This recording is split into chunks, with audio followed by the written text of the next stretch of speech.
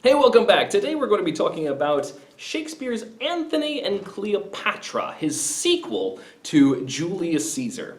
Now, a whole lot of people read Julius Caesar in high school. It's often read the sophomore year of high school. And this is done for many reasons. Not only is it a very rich text, but it's also fairly accessible. It's one of Shakespeare's easier plays to read in some ways. There's lots of deep introspection of the main characters, especially Brutus. There's also lots of great fight scenes, which always go over well with students. And at the end of the play, there is clear foreshadowing at the tension between two of the characters, Mark Antony and Octavius. That tension is ultimately explored in the play Antony and Cleopatra.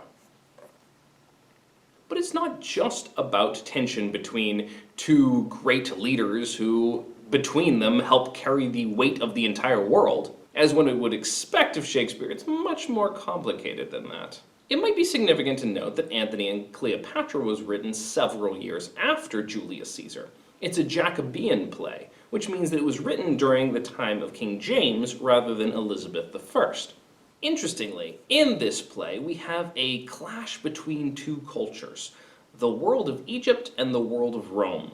It's not just about the politics of these two places, but rather what they represent. Cleopatra, as the Queen of Egypt, represents chaos. She represents the exotic allure of the unpredictable. Rome represents order and structure and duty. And Antony is caught between these two worlds.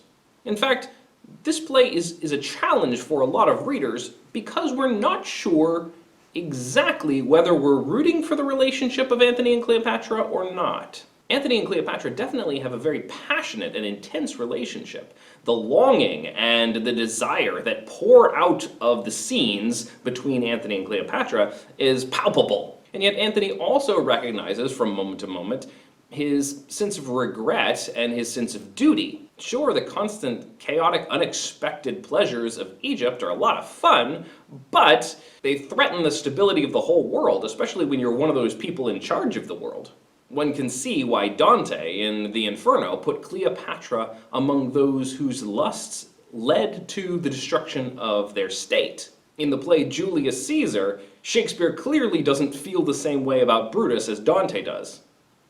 Dante thought him the absolute worst of traitors, whereas Shakespeare found him noble. And yet again, in Antony and Cleopatra, Shakespeare makes Cleopatra a very complicated character, one that each individual who comes to this play must wrestle with. Does she love Antony? Is their love a good thing? And what is the meaning of the tragedy at the end? Well, these are challenging questions.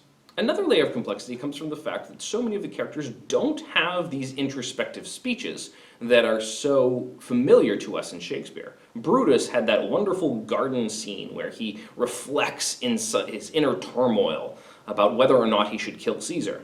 Neither Antony nor Cleopatra really get a speech like that. In fact, most of what they do is very external, almost for show. Their relationship is on display for everyone to see. When he's with Cleopatra, Antony has trouble thinking at all. But when he's away from her, his decisions are almost, in reaction, stiff and passionless, and perhaps so coldly logical that they do more harm than good. In Antony, there is no joining of the heart and the mind. The one character that we get a good speech from is the character Enobarbus, a close associate of Antony's throughout the play. Enobarbus is clear-eyed enough to be in the passionate heat of Egypt, but also to be able to step back and observe it and comment upon it. The world of Egypt, with its chaotic, unpredictable passions, leaves the world open to creativity and art and beauty.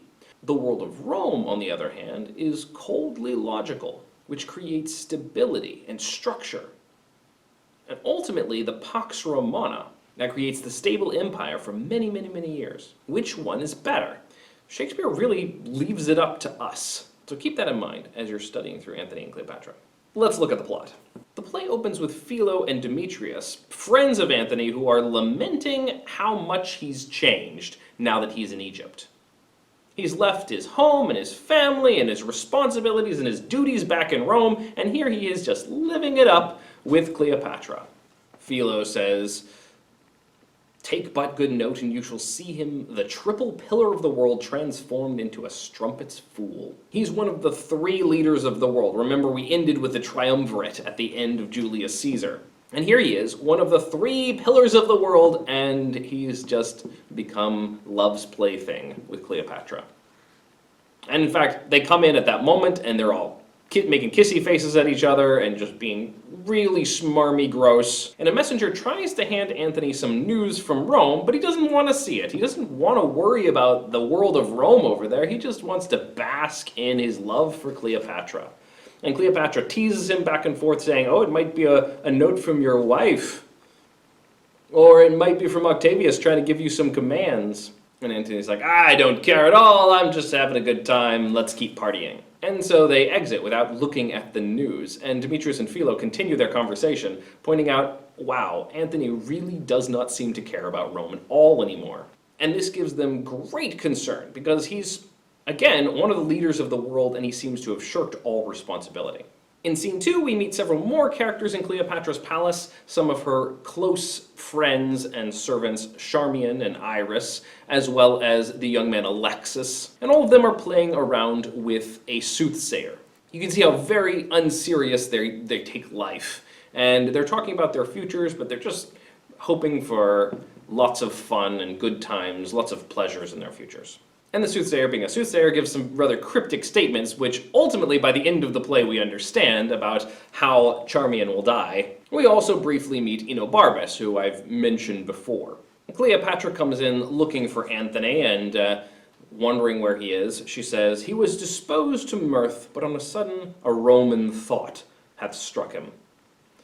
So he's in the middle of having a good time, enjoying himself, and all of a sudden he had a Roman thought, which means bringing him back to reality, back to the world of his duties. Antony at this moment enters with a messenger, and Cleopatra, changing her mind, because she is ever changeful and chaotic, decides not to see him, but to skitter out of the room with all of her attendants and friends, leaving Antony to speak to the messenger alone. And the messenger has some pretty intense news, bringing Antony back to Earth. And he found out that in his absence, his wife decided to rally an army and fight, almost as a way of getting his attention and drawing him back. We also find out that Fulvia, his wife, is dead. So not only did his wife anger Octavius back at home, but then she got sick and died, all while he's off having a good time by himself with Cleopatra. This is definitely enough to sober up Antony, and he says, forbear me, there's a great spirit gone. Thus did I desire it. What our contempts doth often hurl from us, we wish it ours again. The present pleasure, by revolution lowering, does become the opposite of itself. She's good, being gone. The hand could pluck her back that shoved her on. I must from this enchanting queen break off. 10,000 harms more than the ills I know, my idleness doth hatch. Ho now, Enobarbus! And so in a moment he recognizes, here he was, wanting not to think about his wife, wanting to pretend like she doesn't exist, and now she doesn't exist. And that's enough to shock him up and realize that all the time that he's dawdling with Cleopatra is definitely doing damage to his life. In the rest of the scene, Antony speaks with Enobarbus and tells him the news and also tells him of his plan to leave and return to Rome. And Enobarbus kind of lightly jokes through all of the news, although he does take Fulvia's death somewhat seriously. But even that, he says, you had a very estranged relationship. I think you can just move on now. This grief is crowned with consolation. Your old smock brings forth a new petticoat, and indeed, tears live in an onion that should water this sorrow. But Antony also points out the fact that Fulvia's stirred up a lot of trouble for him back at Rome that he needs to deal with as well. In the middle of this, they talk about Cleopatra, and Enobarbus makes some observations about her, which are going to be important going forward. He points out how very changeful she is, and Antony says she is cunning past man's thought. But Enobarbus says, alack, sir, no. Her passions are made of nothing but the finest parts of pure love. We cannot call her winds and waters, sighs and tears. They are greater storms and tempests than almanacs can report. This cannot be cunning in her. If it be, she makes a shower of rain as well as Jove. The fact that her tears and sighs are so dramatic and easily blown up. And we see this very much in the next scene, as Antony has to tell the news to Cleopatra that he's leaving. Cleopatra, irritated that Antony has gone away to deal with Roman business, asks Alexis to go check on him for her, and says, if you find him sad, say I am dancing. If in mirth, report that I am sudden sick. Quick, and return. She's constantly going to be playing these games with him. And when Antony comes in, she says, I am sick and sullen. And as he talks to her, she keeps talking to Charmian and saying, oh, help me away, dear Charmian.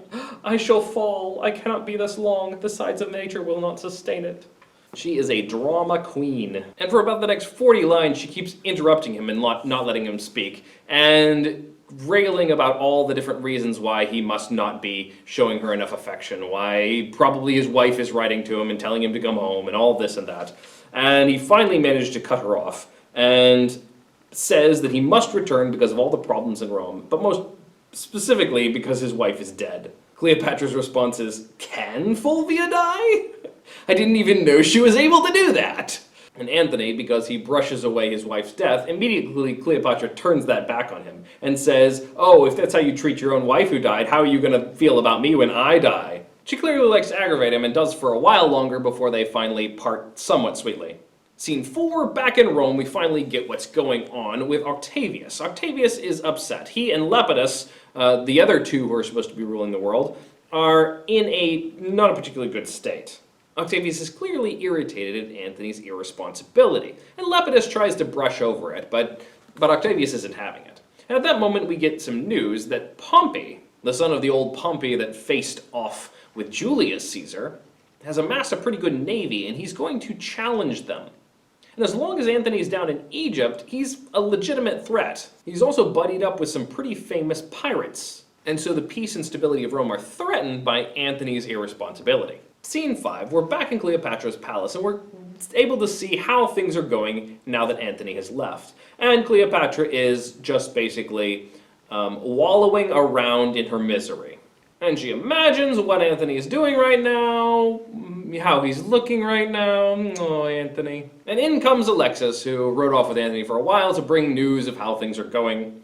And Cleopatra is so happy to see him. She says, how unlike art thou, Mark Antony, yet coming from him the great medicine hath with his tinct gilded thee. And she asks all about how he looked, what he was doing, and she just wants to get lots of news from him. There is no news, he's just barely left, but she can't stand it. And so she decides to write him every day, sending a messenger with him until she unpeoples Egypt with all the messengers that she sends. The end of Act 1. Act 2, we cut to Pompey, who is in a really good mood because he's powerful and he thinks that he can take Octavius and Lepidus. But just then he gets a messenger who tells him that Antony has actually arrived from Egypt and he's back at it. He's back doing his duty. And Pompey goes, oh no, I can't take Antony. Yikes. Scene 2, Enobarbus and Lepidus are speaking about Egypt. And Enobarbus is describing how things were down there. And then all of our great leaders of Rome come in. Here's Antony, here's Octavius Caesar. And Octavius takes Antony to task for his neglect of his duty, for the things that Fulvia has done, and how he has let things get out of hand. Antony rather gruffly explains away his wife's action and acts like he was not quite as irresponsible as he appeared to be. And Enobarbus and Lepidus try to make peace as well, when all of a sudden Agrippa stands up and says, hey, you know what, I have an idea. Octavius, you have a sister, right? And now that Mark Antony's single, why don't you, become in-laws? And that will, seal the peace between all of you and solve your problems. And Octavius says, well, I guess so. What do you think, Antony? Antony says, may I never to this good purpose that so fairly shows dream of impediment. Let me have thy hand. Further this act of grace, and from this hour the heart of brothers govern in our loves and sway our great designs. So just after having gotten free of his wife, who he was estranged of, and he has the opportunity to be with Cleopatra, he chooses a very politically advantageous but probably pretty uncomfortable marriage with Octavius's sister, whose name is Octavia, because her parents weren't very creative. And so we can see this Antony who is trying to be responsible and trying to do the logical thing. But we can also see how this is ultimately going to lead us to some tensions. Now that they're family, that's not going to fix everything, it's just going to make the cuts deeper. And so after this is agreed upon, pretty much everybody exits except for Enobarbus and Maecenas. And they have a chat about Egypt as well. And Enobarbus reflects on how this new political marriage is going to go over. He speaks of the sort of wonder and beauty of Egypt, the allure of it all. And after Enobarbus describes it in rich detail, Maecenas says, "Now Antony must leave her utterly." And Enobarbus says, "Never. He will not. Age cannot wither her, nor custom stale her infinite variety. Other women cloy the appetites they feed, but she makes hungry where most she satisfies. For vilest things become themselves in her, and the holy priests bless her when she is riggish."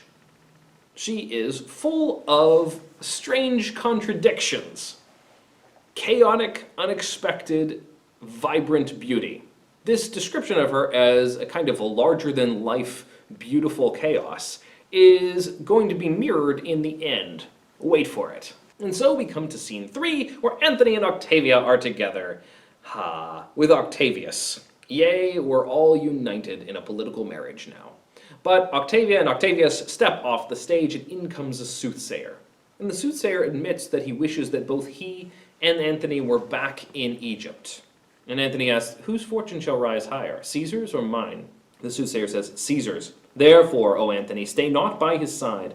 Thy daemon, that thy spirit which keeps thee, is noble, courageous, high, unmatchable, where Caesar's is not. But near him thy angel becomes afeared, and being o'erpowered, therefore makes space enough between you." And so Antony gets the hint that as long as he stays around Octavius, he's going to grow smaller while Caesar grows bigger.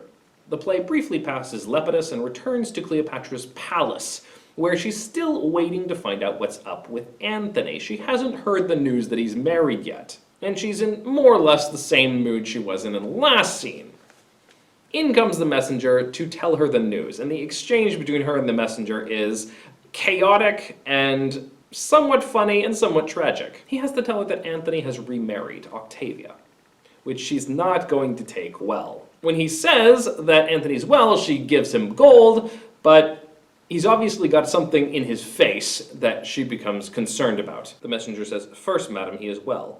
And Cleopatra says, "Why, there's more gold. But, sir, Mark, we used to say the dead are well. Bring it to that, the gold I give thee I will melt and pour down thy ill-uttering throat. Well, go to, I will. But there's no goodness in thy face, if Antony be free and healthful. So tart a favour to trumpet such good tidings. If not well, thou should come like a fury crowned with snakes, not like a formal man." The messenger says, "Wilt you please hear me?" And Cleopatra says, "I have a mind to strike thee ere thou speakest. Yet, if thou say Antony lives, is well, or friends with Caesar, or not captive to him, I'll set thee in a shower of gold and hail rich pearls upon thee." And the messenger ticks all those things off. Yes, he's well, and friends with Caesar, and they're better friends than ever. But yet, Cleopatra says, "I do not like but yet. It does allay the good precedents. Fie upon but yet. But yet is a jailer to bring forth some monstrous malefactor. Prithee, friend, pour out the pack of matter to mine ear, the good and bad together. He's friends with Caesar, in state of health thou sayest, and thou sayest free." And the messenger says, "Free, madam, no. I made no such report. He's bound unto Octavia." And she keeps alternately beating him, telling him to recant what he just said, and then at one point she pulls a knife on him. The exchange is pretty fantastic and goes on for many more lines. Finally, she breaks down and has Iris and Charmian take her to her chamber. Scene 6, we hear about Pompey, who at this point has finally come to meet with Caesar, Lepidus, and Antony, recognizing that all three of them together are too much for him. And so they come to an agreement and make peace, and Pompey chooses not to fight against them. And now they're all going to be friends. Enobarbus and one of Pompey's friends, the pirate Manus, have a conversation, and they talk about the relationship between Octavius and Antony and how it's going. And again, Enobarbus predicts that ultimately Antony will give up Octavia and return to Cleopatra. In scene 7, Pompey and Lepidus and Octavius and Antony are all having a party on Pompey's ship, and all celebrating their newfound peace. And there's this moment of unification, but clearly the cracks are everywhere. The pirate Minos steps up to Pompey and says, "Can I speak with you just briefly?" and asks if he can, in this moment, go ahead and kill these leaders while they're not expecting it, and therefore give Pompey the whole world. And Pompey's like, no, you shouldn't have told me that. If you had done it, without telling me, yeah, that would have been great. But I can't, do something so ignoble on, that would be very treacherous. I don't want to do that. And so Menes is like, fine, I give up on you. Meanwhile, Antony is describing a crocodile to Lepidus for his entertainment. Lepidus is very drunk at this point. And as the men just get drunker and drunker, they begin to sing and talk about the cups that make the world go round, in the sense of reflecting on their dizziness from their drunkenness, but also the fact that these are the men who are supposed to be holding up the entire world. And they're all stumbling and falling down, and we can see that as perhaps some pretty heavy foreshadowing. Thus we come to the end of Act 2 and begin Act 3. As Act 3 begins, we see Antony leaving town with his new wife Octavia, and there's all kinds of tension in that, because she seems really upset to be leaving her brother. Antony doesn't seem very warm or friendly towards her, and everything is very stiff and formal and cold, except for the tearful parting between Octavia and Octavius. Meanwhile, back in the palace, Cleopatra is still angry at various messengers, but this time she calls a messenger up to ask about how Octavia looks. And the more he points out her physical flaws, the more delighted Cleopatra is, and the more she gives him gold. Meanwhile, Antony and Octavia are in their own home in Athens, and Antony is in a bad mood, because Octavius, after all those peace talks with Pompey, has turned around and attacked Pompey, and now he's gone to war with him.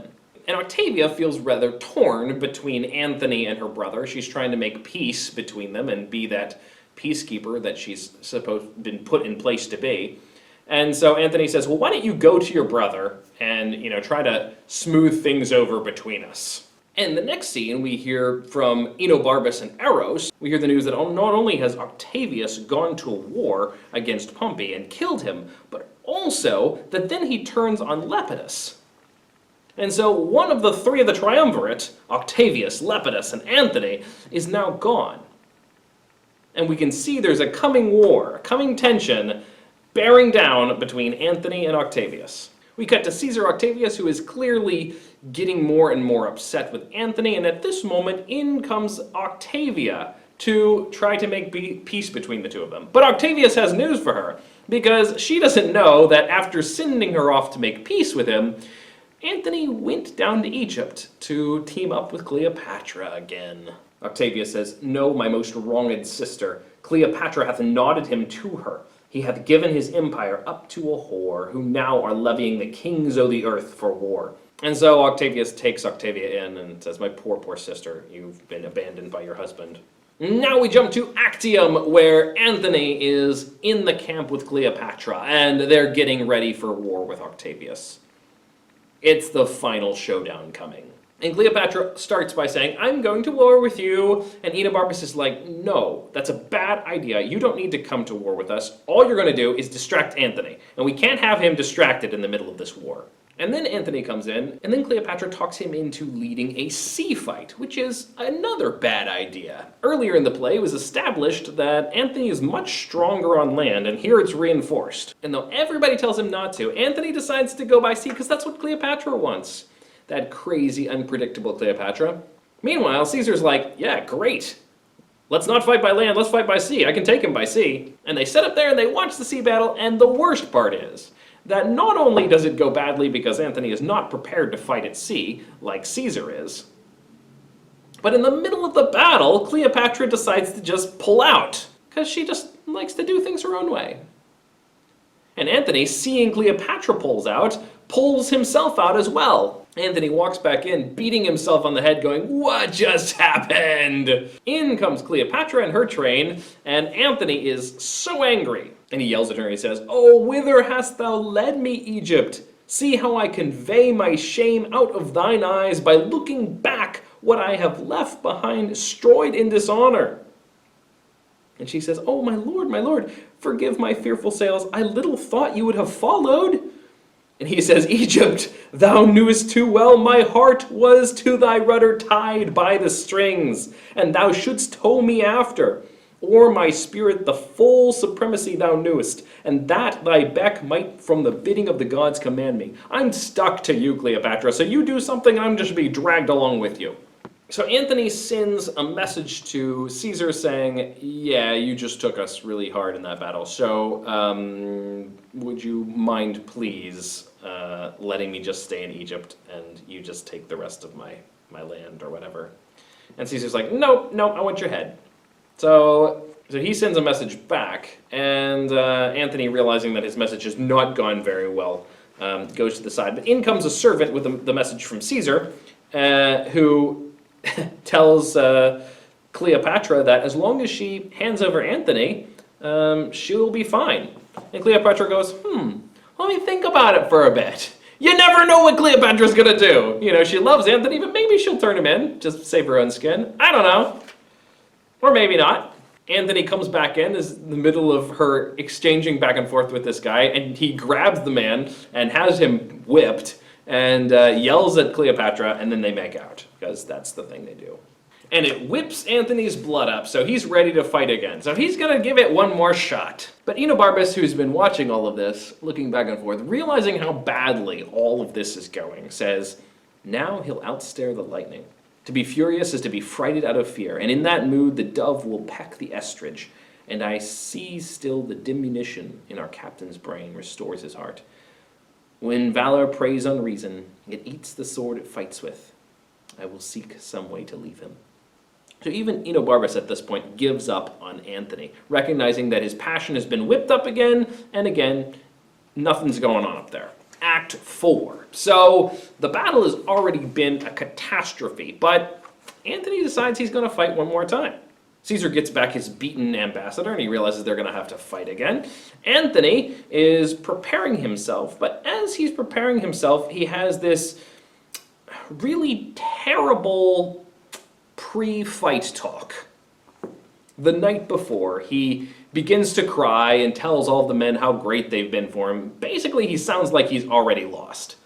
And so this clearly is not going well. All of our expectations are set up for this to be a disaster. The morning of the battle comes, and Antony is getting dressed for battle. Cleopatra helps him put his armor on, and he says, so how's Enobarbus over there? But Enobarbus is not there anymore. He's gone.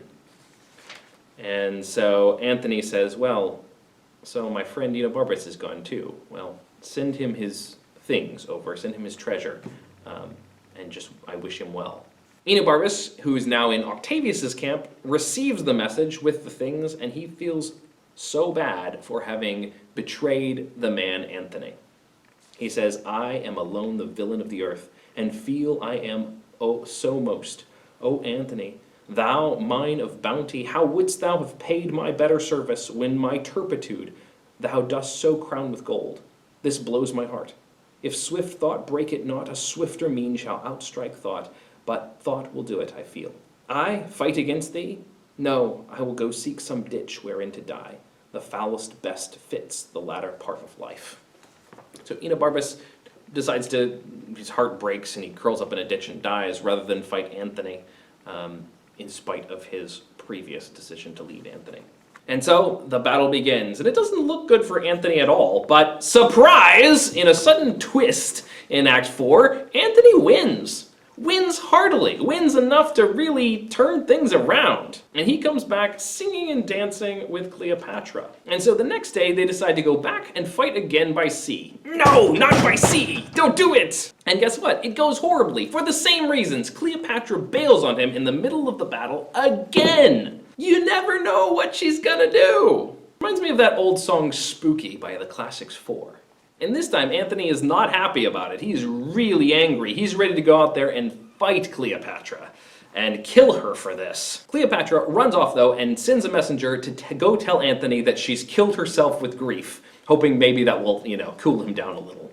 Anthony, with Eros, is realizing that absolutely all is lost. He's really toast here.